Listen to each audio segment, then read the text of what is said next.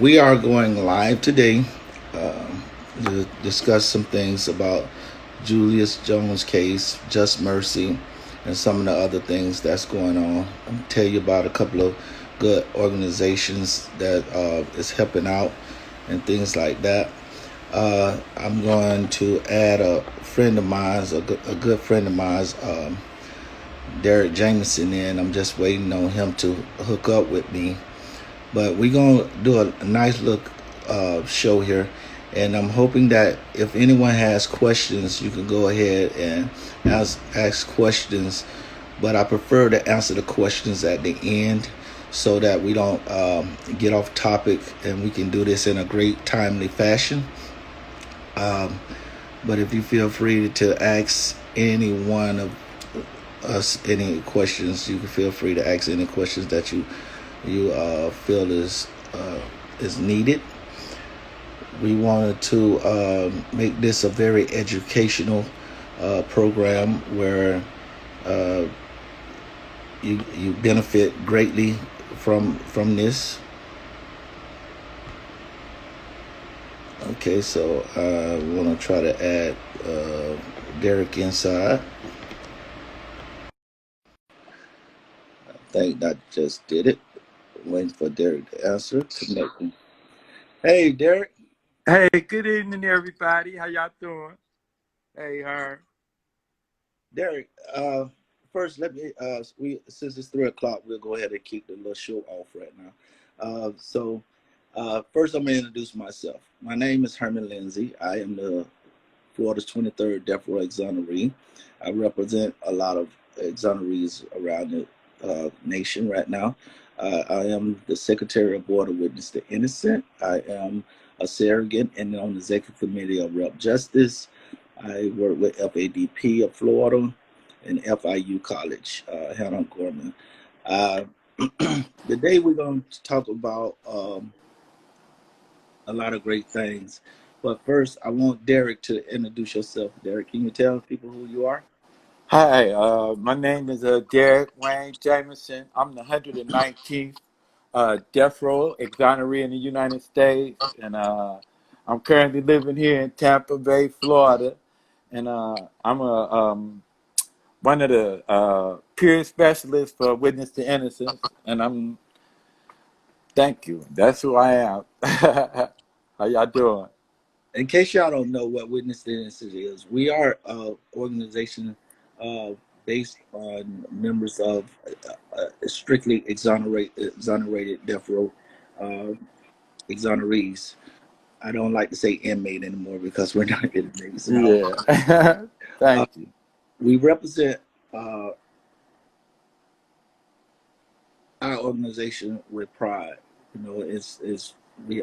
I'm not sure of the number of members we have, but we have a huge selection of death row exonerees that go and tell their stories, and you know, we try to get people involved, educating people of it, and we're making great movements. We recently just entered a letter with Julius Jones case out of Oklahoma, and we'll talk about a little bit of that a little bit later.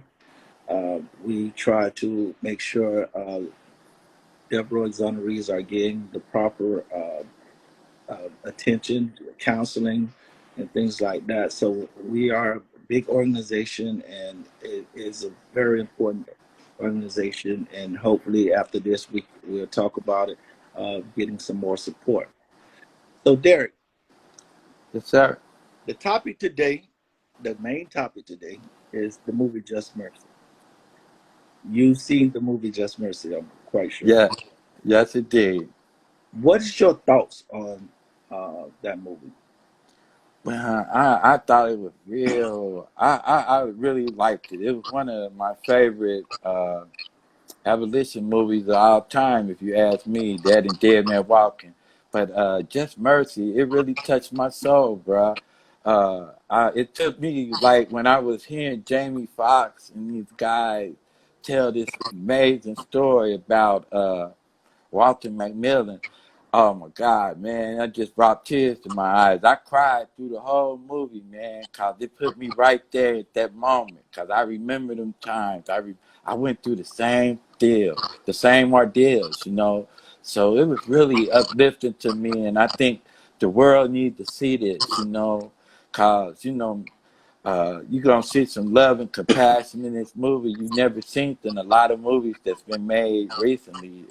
It's really a great movie. It's an amazing film, and I endorse it, man. I love it, man. You've been exonerated. You was exonerated out of Ohio. In what year? I was exonerated October the 25th, 2005. And you had did how much time? I was sentenced to die October the 25th of 1985. So my worst day became the best day of my life, bruh. October the 25th is like an amazing day to me. It was the day I was sent to die, and it also the day I walked off Ohio death row, a free man, you know. So it's a really amazing time. That's my second birthday now, you know. It's mean a lot to me, you know, even though it was one of the worst days of my life, it also became one of the best days of my life. You see how God works? So your case, you say it happened in 1995. That's shortly right before Walter McMillan case, who the movie is based on. Tell me, back then, how was your case handled? I mean, how compare it to movies like his case. You know, his case was based on a jailhouse informant that Yeah. rechanted the story. But in your case, I mean, how was your jury? How was comparing this to this movie? I mean, how was it?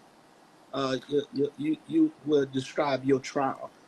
It felt the same way because the same thing was happening to me. You know, I had almost an all white jury. I think it was like two older black people on my jury, but it was like it felt the same way. And then the way the prosecutors, you know, I got one of the worst cases in American history. The prosecutors and the homicide detectives withheld 35 pieces of evidence. You only need one piece of new evidence to get a new trial. These guys withheld 35 pieces of evidence in my case. And I'm the only survivor from my city. I'm from Cincinnati, Ohio. And I'm from a city where I'm the only survivor, man. And it's like it's over 1 million people in my city, but I'm the only survivor. So, well, the trial was really, my trial was really the same way, Herman. It felt the same way, really. That's why I cried through the whole movie, because I saw a lot of things happening that happened in my trial. You know, the way the prosecutor and the police did things. They did same thing to me, basically the same thing to me, but in different ways. And I was like, wow, man, this happening all over again. I'm seeing it. I'm watching it on the screen happen to another human being. Oh man, it really tore me up. You know, that movie really touched me deep down inside. You know, it brought something out of me that I didn't even know was there. You know, I was like, wow, man. But that's basically the same, you know, what he went through, I went through, and I don't know how you went through things, but it reminded me a lot of the same things I went through going to trial. For me, you know, it was emotional. I actually got the pleasure to looking at it in Hollywood studios before it was actually released because I was on the executive committee and the surrogates. But I actually had to walk out because it's like in my case, you know, it's basically sort of identical. We I only had a jailhouse informant testifying who may I say was also considered the prime suspect in that murder case at the beginning of the investigation, and they actually thought he was the actual gunman, and his Mm-hmm. words was like gold. And then I had some officers speak on my behalf, after me and him end up running into each other, and they was testifying to what he was saying, like things like he didn't know me, and he was only trying to do what he got to do to set himself free, Right. and yet the judge did not honor a new trial for that. Instead, they actually went ahead and sentenced me to death. And my case became one of the first cases in history where Florida, where all 7 judges ruled unanimously that I shouldn't have even been convicted. But with that being said, it's so a lot of us exonerees have so much in common with what Walter Millen went through. Mm-hmm. Not only that, the story is not never ending. Right. You are what number exoneree, I'm 100. I'm the 119th. I'm the and I'm 119th. and I'm 136. Yeah, and they're at 169 as we speak.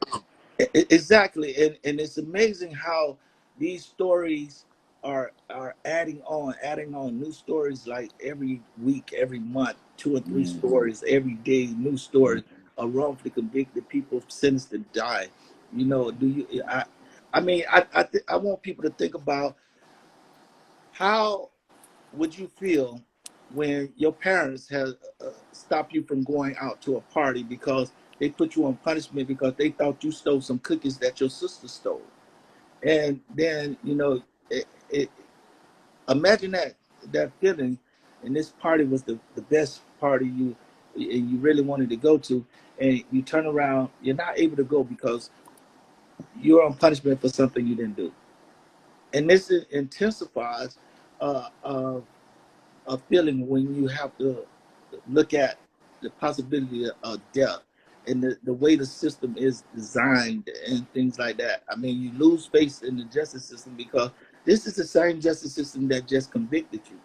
So overturning the sentence is something that is crazy. I mean, you went through so many years of appealing. How long did it take for your first appeal? I ain't for sure, but I could tell you one thing. I had 6 days of executions while I was on Ohio's death row. Can you imagine that? Can you imagine your first day? I had 6 days, Herman.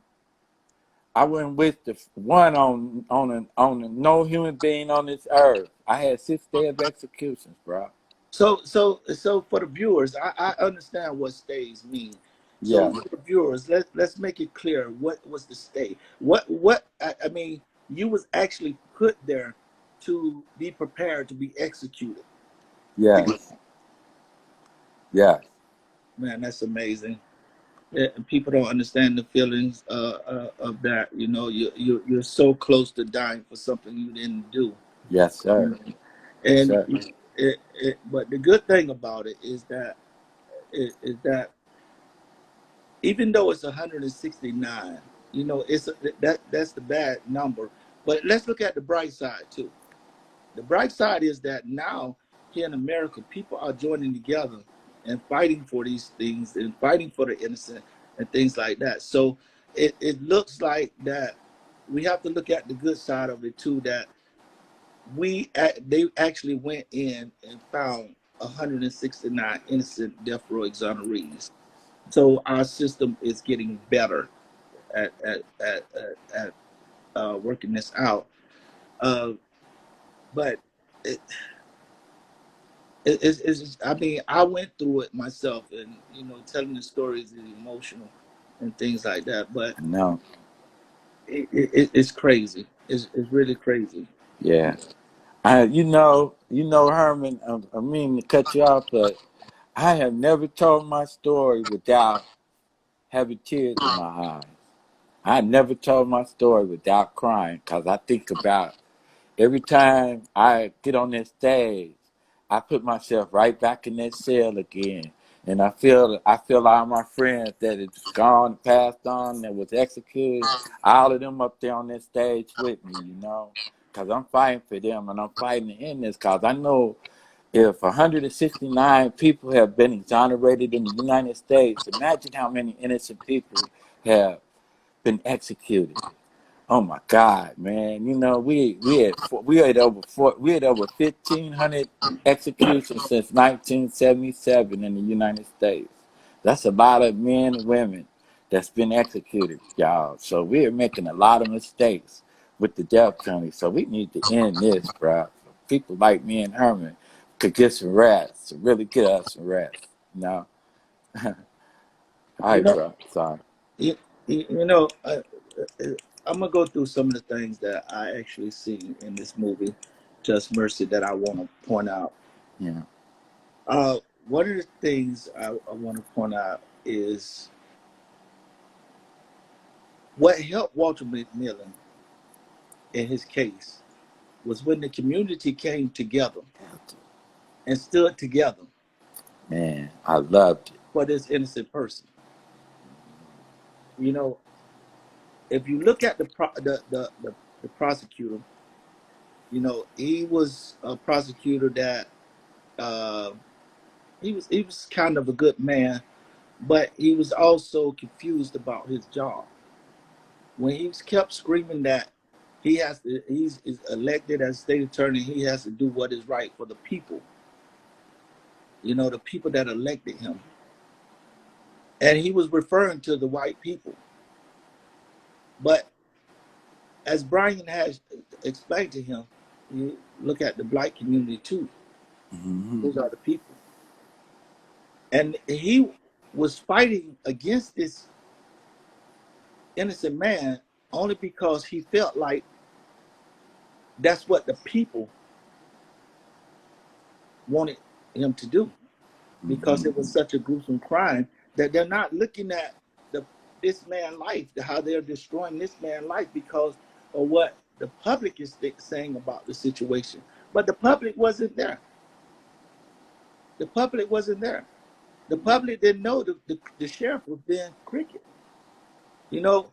And then, you know, his morals kicked in, and he realized that he needed to fight for justice, and that's what the people wanted: justice. They're not People didn't want uh, to execute an innocent person; they wanted justice. So finally, he changed it. But to point out something is that this movie pointed out how elected officials are. You had the sheriff, you had the judge, and you had the prosecutor. All three of them knew what was going on wasn't right, but none of them wanted to choose to put their hands in it because they feared what the people of the community would say that they cater to. They feared what other colleagues would say, what the sheriff would say about it, what the judge would say about it. And they worry about the power they have instead of doing justice. But at the end, you know, it took his simple heart to break and decide to do justice. And justice came out. And the people loved him afterwards. The people didn't boo him.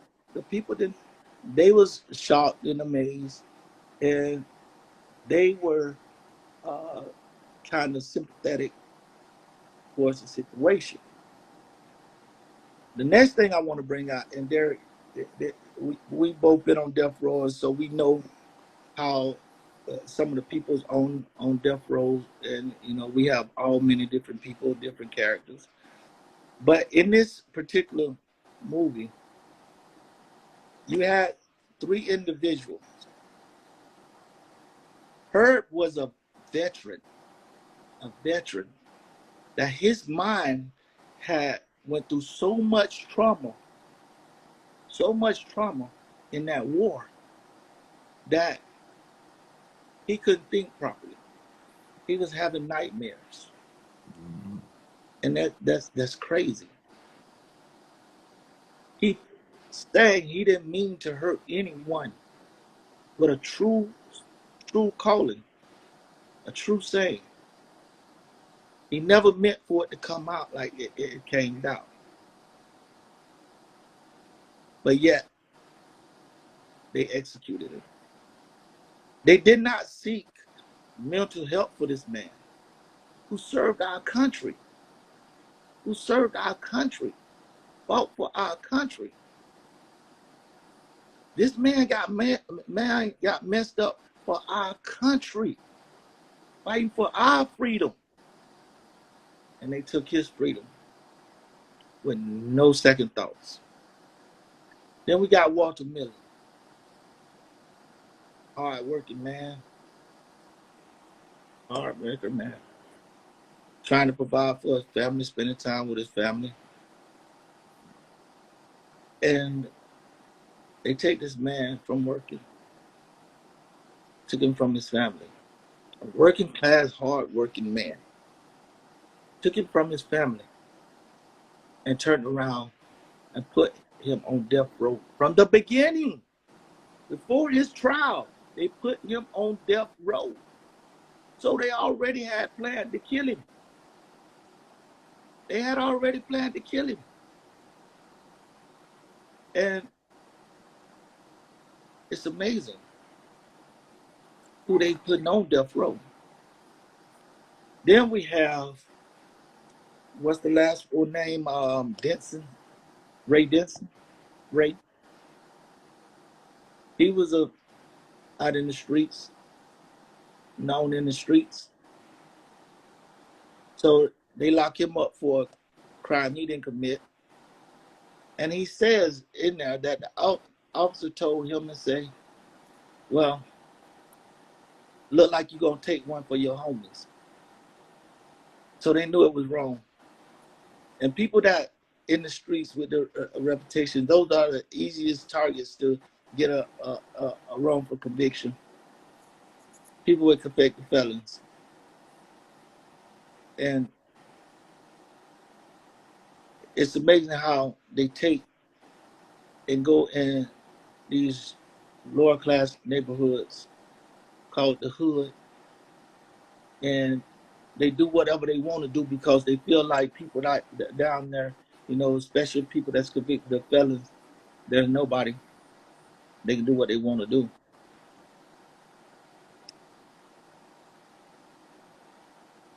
I just want to add to this is that, this movie became, to me, a movement of history because it was able to reach inside places that is very hard for us to do. We have, just like our deputy director, Kirk Bloodsworth, he go into the legislators a lot and he talk. A lot of times he get through, a lot of times he don't. I do the same thing, and a couple of us go in the legislators and do it. But this movie, actually, a lot of legislators went to see and encouraged other legislators went to see. And I think this new movie is doing a great path for the movement. What's your thoughts? Derrick, what's your thoughts? Oh man, I just love that movie, man. I just can't watch it though, cause it's too hard on me, man. I think it's one of the best movies been done in a while about abolition, and it wake people up about what goes on behind the closed doors, how people feel, and it shows so much love and compassion when how his family and community come together and support this brother, man. I love it because that's the same thing happened to me, my family and friends, my mom, and that's all they did, but abolition work to try to save her son. So I love it, man. It's one of the best movies I've seen in a while, and it really touched me, It's gonna touch a lot of people's heart, A lot of people that's for the death penalty. See, they ain't gonna be for the death penalty after they watch this movie. If they understand anything about human compassion, they gonna love this movie. I want to shift the subject just a little bit, Derrick. Uh, uh, uh, since the George Floyd, a lot of things been happening. Uh, uh, riots, chaos, protests. You know, Yeah. for the good, for the bad. Right. What are your thoughts about this protesting and stuff going around the country? And like I'm the right person to ask because I'm from Cincinnati, Ohio, and Ohio is the number one states where people of color are being killed by police officers. Ohio is number one. I mean, Columbus, Ohio is number one in the country, and Cincinnati is number six, where I'm born and raised. And I grew up watching people in my neighborhood get killed by the cops. So I understand what a lot of people from the neighborhood, like you say, from the hood, are feeling. But I don't. I ain't never condone violence and none of that, but I understand where they're coming from, and I see why people protest. I know why they out there. Well, my thoughts on it, I've loved the movement, Right. and some people may feel disrespected when I say this, but I wish we would take more of the things that they are doing violently and change it into something positive.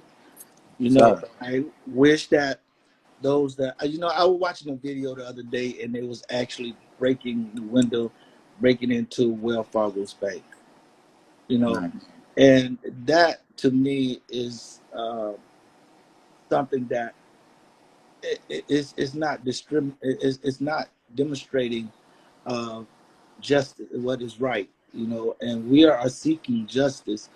So I wish those same individuals would take that energy that they use to bust that glass and take that energy to learn about the people that they are voting for right, and get into voting, yes, and get in the community, getting educated to uh, how to fight correctly. right. Take it Sometimes to the polls. take it to the polls, Hmm. take it to the polls. Hold the officials that you elect accountable for the actions that they're responsible for. Yes, sir. I was in a forum yesterday with FADP concerning the state attorneys. The state attorneys have a lot of power, a lot of power. And when police officers do these uh, misconducts, it's it's brought to the state attorney's attention, and they have the option to override the decision of the department and file charges against these individuals that's abusing their power as a police officer. We can't put all police officers in this boat because No, I deal with a lot of police officers, and believe me, a lot of them is reasonable, and they no, try to help you, and and the thing of it is bad on it's bad in both parts. You growing up in the hood, you should understand what I'm saying. I do. You got the young ones in the hood jumping out, being aggressive against the police when they need to be a little bit more respectful. Because if the young one, the police officer is going through a bad day, and the young one being aggressive, that's going to cause an aggressive uh, fight. If the young one is being respectful and the police is being aggressive, then the young one get aggressive also. So these encounters of aggressiveness need to change. Right. It really need to change. But I wish that we could educate a lot of the ones that's in the community that's doing the damaging. Now I love the ones that's sitting up there with the sign unity. That show No. unity is strength. Right. Unity is strength. But Yes, indeed. how can we show unity and strength and allow and breaking into businesses, committing crimes? So I hope that the with the protesting, we educate the younger ones, or the ones, I'm gonna be straight up, the foolish ones.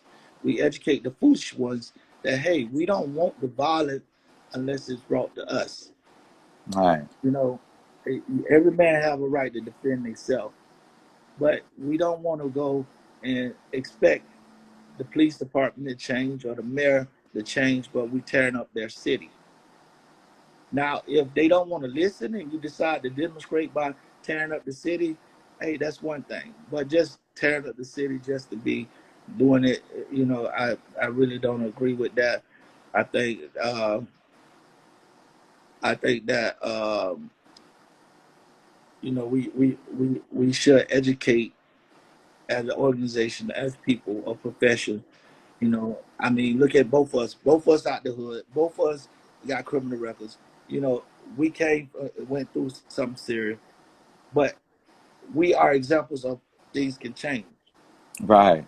and that's what we got to get the state legislators to see that, even though we're convicted felons or whatever, formerly incarcerated people, we are human, Yes, sir. and our lives need to be respected and treated just like normal civilians. So, Any thoughts on that from you? yeah, cause like I love what you're doing, bro, and I'm proud of you, cause we like you said, we I don't mind people protesting, but I want a peaceful protest. Where people will understand. People don't understand violence. People ain't gonna never understand hate and violence and all this stuff that's going on, but a peaceful protest is the thing. And like me and you do, me and you the prime examples. We're examples for the young people that this is how you do it. This is peaceful protesting what we do. We've been doing it since we've come off of death row. Me and you both been doing peaceful protests. We that's all we preach is peaceful protesting.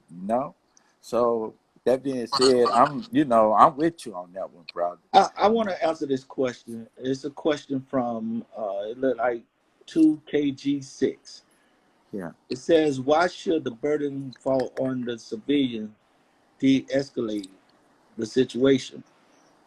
Well, see, what a lot of people don't know, those same businesses that you're tearing up is partnered with a lot of non-organizations that giving up the funds to fight for criminal justice reform, to fight for human rights and things like that. So why should we make them pay for something that the police have done? So I look at this thing in a lot of different ways. It's not that we fall we should fall on it should fall on civilian to de-escalate the situation. It's that why would I come beat up your house and you one of the ones that's actually providing the funds to some of these organizations to help fight the same thing that you're fighting for? So that would be like a slap in my face. So understand when I say with the tearing up the city thing, it's like uh, a lot of business like Wells Fargo, Warner Brothers, Google, all of them are behind us. I mean, I am a surrogate with Rep Justice, and Rep Justice is is an offspring, a campaign from the movie Just Mercy, and they tackle and support a lot of smaller profit groups and bit larger nonprofit fighting for these issues to make things right. We got criminal justice reform. We have lengthy sentence, the way people are being treated while they're incarcerated. We have that. And some of the donors to Rep Justice, to Witness the Innocent, and to ACLU and a lot of the other organizations are these companies like CBS, um, Wells Fargo. You got these major companies, AT&T. They actually fund these nonprofit organizations. The very ones that some of them fund, the very ones you are joined to, that's actually fighting the causes in the United States and across the world. So uh, don't get don't get it wrong that saying that it should fall on the civilian. to this escalate. I just think that we can handle things a little bit better. And what people don't realize is that if a person is elected, let's just use a state attorney as an example. A state attorney has a huge power, and they're elected by the people. And the thing about it is that if the people came together and wanted to get that state attorney removed, guess what? It can happen. It's a process to do, and if we follow that process, it can happen. No elected official is safe in the office. So Right. whatever they're responsible for, we can keep them responsible for handling what they're supposed to do, and that's just the way it is. But Derrick, I'm gonna move it on. Uh, what about? Are you familiar with the Julius Jones case in Oklahoma? No, not right. I heard of it, but I ain't familiar with the case. Um, Okay, hold on. I'm gonna brief you on it. Okay, Julius Jones was a star football player uh, at the University of Oklahoma. You know, he was tried and convicted and sentenced to death for murder in 1999. Now, the thing about his case is that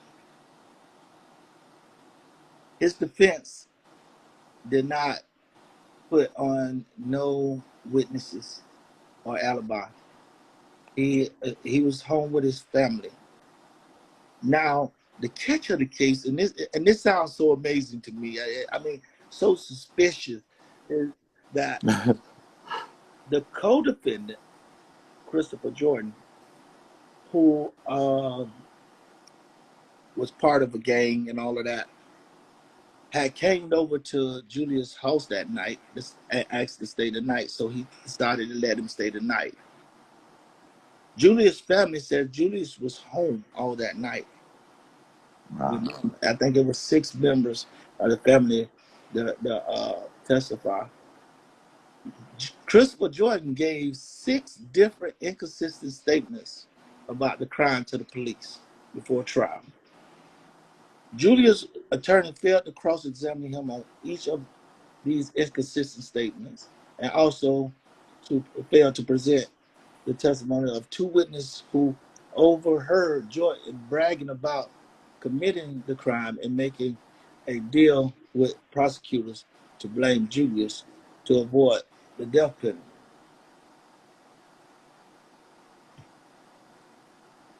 Racial bias permitted Julius' arrest, prosecution, and trial.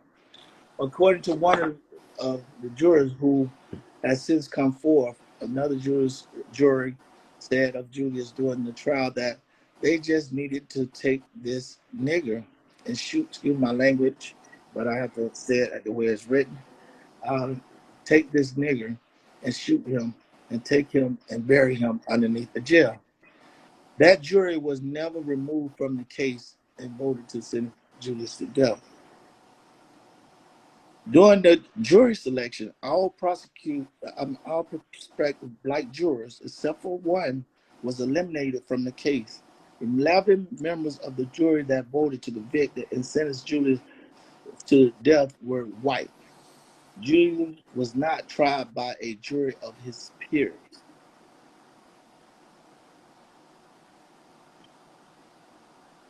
Ju- Julius' co-defendant said volunteered to tell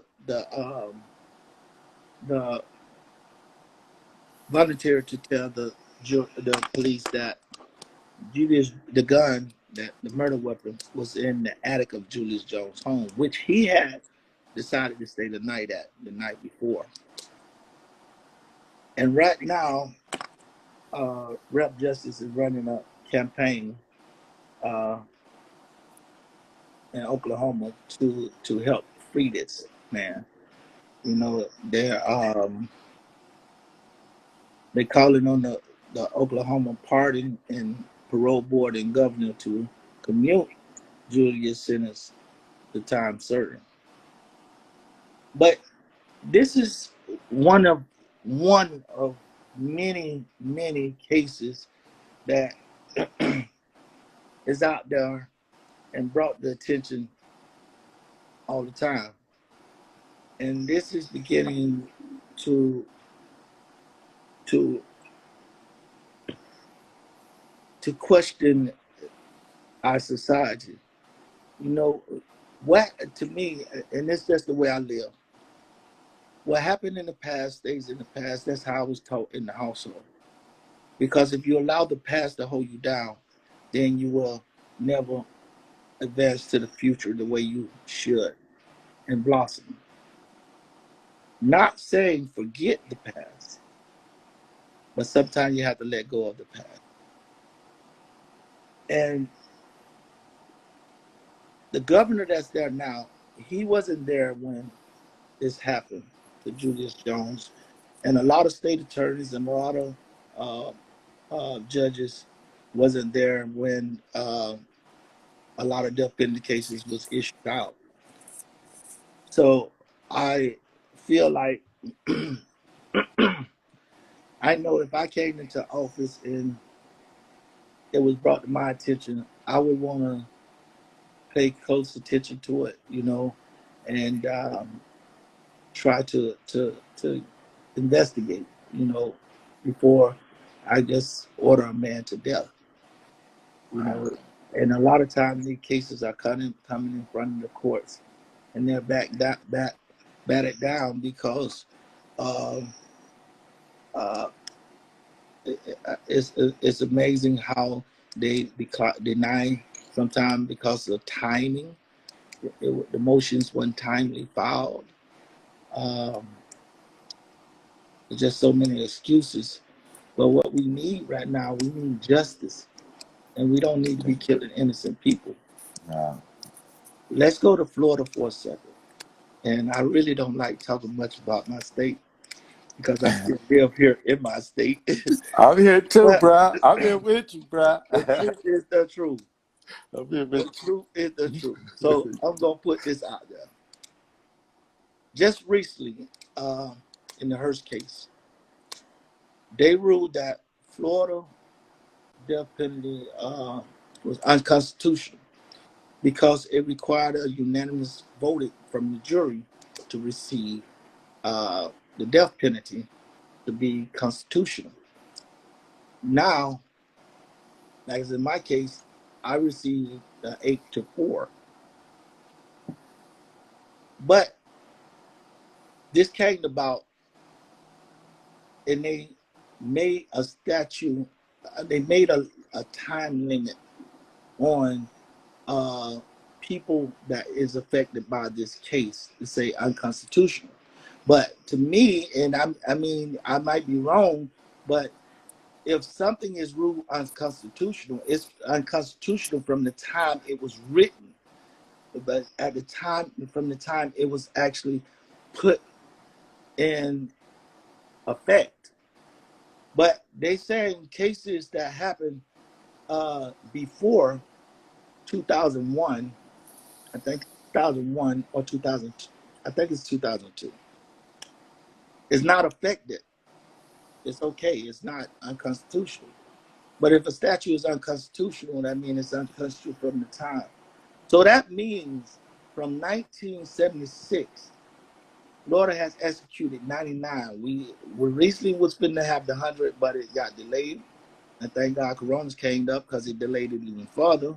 Yeah. Uh, and I don't mean that in a way of like, yeah, hooray for Corona, because I've been affected by it also. Um, that's being said, 99 people has been executed under this statute. So that means there is a possibility of 99 people being killed up under unconstitutional statute. But yet, the death penalty having been abolished. in Florida.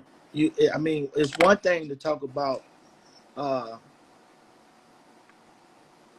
statutes and possible killing an innocent man, but to sit back and do nothing about it until us still allow it to go on, and it's costing you way more than it would to put it in life. I don't even support life without parole. I really don't. I really, I you give them life. I do think people can change. I believe in people can change. I know people can change. I changed, so I believe in change. But what people don't understand is when people are actually sentenced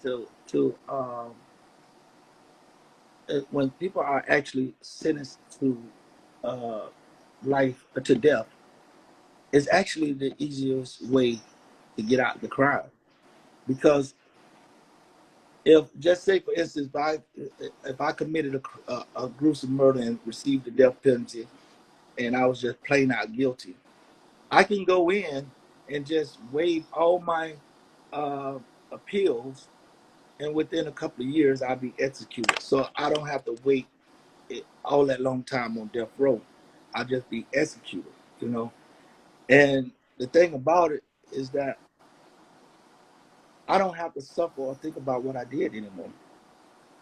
When it comes to doing time and years in prison, you have to get up and work and do what the guards say all the time. You have to watch the way you live because the way other inmates are. You have to think about what you've done. I think that is a more harsher crime because, you know, I got major. I don't know about you, Derrick, but I got major trauma damage being on death row for something I didn't do. I was so busy thinking about I'm gonna die for something I didn't do, so I really couldn't think about anything else. And I'm so busy asking the question, how did this happen to me? Why is this happening to me? That I couldn't think about nothing else. Right. So, you know, it's a trauma thing, a mental damage thing, being uh, incarcerated. Yes, indeed. And even though people are incarcerated, they still are human. They're not. Uh, I know in Florida, the prison system is one of the number one industries. I done heard guards say, if you look at it, think about it. What's the difference between you and the cows? I said, what do you mean? He said, look at it. The cows are so big and strong, but they are held in by a thin little fence that they can knock down anytime. It's the same as your inmate. You're held into a fence, just like cattle. And they walk you to lunch and everything else just like cattle. These views to me is a very painful views. But I'm gonna shift to the last topic because we don't. I only have like a couple more minutes. But what I want to think about, I want to talk about is uh, life after exoneration. Okay. And Derrick, me and you talk all the time. We know what we be going through, and it's very difficult. Yes, sir. You, you know, neither one of us received compensation. No. You know, we was let out of jail, released with no benefits, nowhere to turn, and I understand a lot has been taken from us, Yes, indeed. but it is so hard living. I look at it as I still serve a life sentence. I still serve a life sentence. I'm released, but I serve a life sentence because here I am. I'm married. I have kids. I have stepkids, and I'm trying my best to be a man and take care of my kids. But yet, I cannot find a job. because every time I go for a job, they do a background check, that murder shows up. Wow. Every time I try to rent a place, that murder shows up. Only place that don't discriminate when you need a place to stay is a hotel. Right. But if you That's try to rent a place to live and live a normal family life, it's very difficult because they do the background check. And it's crazy how the background check is. For 4 years, I fought because every time I got pulled by the police, I was getting guns drawn on me. And I had twins in the car, 2-year-old twins. They pulling the guns out on me. And I'm like, what is the problem? Anytime I get stopped, I let my windows down. I put my hands on the side of the door so they can see my hands clearly. And I asked them, why y'all pulling out the guns and stuff? He told me because in their system, it shows that I have been released on conditional release for murder. I have not yet able to change that. Not yet. I cannot change that. wow. And when you look at the background check and it shows the murder, it took me 4 years to make it reflect that it says not guilty. And then after I did that fight, I went to go ahead and felt like I can get a job now. I went to go try to get a job. Guess what? You know what the lady told me? The lady told me, well, I don't know if you was really involved in it or not. I don't really want to have anything to do with that. You know, you was arrested for murder. She didn't even look at the Florida Supreme Court paper that I showed her that I was innocent. She didn't want to hear that. No. You know, and Derrick, I know you're going through a whole lot moving down from Cincinnati down here in Tampa. Yeah. You know, and it's very difficult. What difficulties do you have been exonerated in that role? Is it any different now that you're here in Tampa than it was in Cincinnati, Ohio? Well, it's a lot different because when I was in Cincinnati, I knew everybody and where everything was at. And here in Florida, I don't know nothing about Florida. But I love Florida, but I don't know nothing about it, you know, and I ain't got no family. I ain't got no family members live here. All my family members is back in Ohio. I ain't come with no family members. Only me and Lucky. Well, my little dog Lucky, he's somewhere right around here. Yeah, but other than that, that's all. It's just me and Lucky, man. And I've been homeless, staying at a Tampa hotel, you know. But it's cool, you know, cause you know, I ain't bothering nobody and it's peaceful, so I love it. You know, I don't love it, but I wish I had my own place. But you know, since this pandemic, that stopped me from finding a place to stay here in Florida. You know, the pandemic stopped to cut off everything. You know, I ain't going nowhere now until this over with. You know, I'm trying to feel safe until it's safe. You know, but I just want to, point out something. You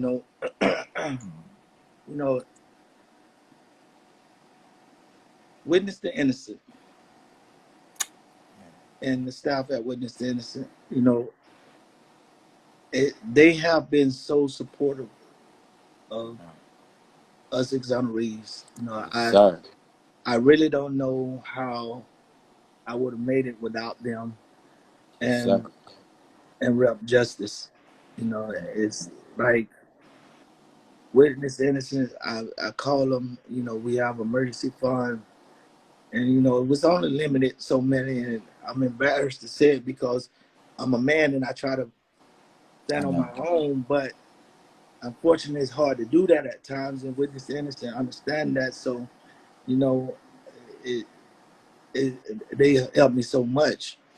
That is why it's so important that people give us support. Yes, sir. Go on, go on Witness the Innocent um, website, and look at some of the stories. Look at some of the things we're doing. Donate, help out because it's going to a good cause. You know, it helps me and Derrick and many others from being homeless, being sitting in there without lights, and things like that. They even help us when we need psychology help, which is I must say. And I want y'all to go on to repjustice.org, representjustice.org, and I want you to look at some of the amazing things that Rep Justice is doing. They're going into the jailhouse, doing concerts, man. Uh, talking to the inmates and making them, giving them something to think about of what they can do when they're released. I I mean, I have like 5 minutes left before I have to end this, but I really ask that that you give these organizations support. Go on their sites, see what you can do, volunteer for. See if you're able to donate. If it's an issue in your area, you can talk to them and see what they can do to help you out also, because we're all fighters and we fight with our stories. As you see, we're not uh, uh, uh, all college students, learning from a book. We had to live this. Sir. Come where we at now, and we go out every time, and it's very difficult to very very difficult and painful, and a great mental challenge to come out and you talk about these stories all the time. Because when we talk about these stories, we have to relive, and that's painful. It's like you being sentenced.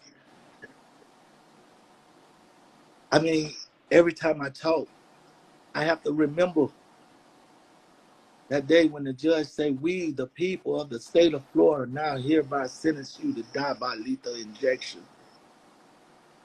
I have to hear that. Yeah. I have to hear, I want to do right and work. If it wasn't for Rep Justice, Witness the Innocent, FADP,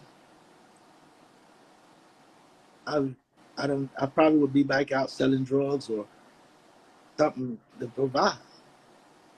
They helped me stay out the streets. They helped me keep my life together, and they helped many, many more. Now, Derrick, I never seen this because I never did Instagram, but I just got a reminder saying we got 1 minute and 47 seconds to hang up. Okay. So, is there anything you would like to say Oh to man, you said a lot when you said what you said, but brother, thank you and God bless you and thank everybody for joining us.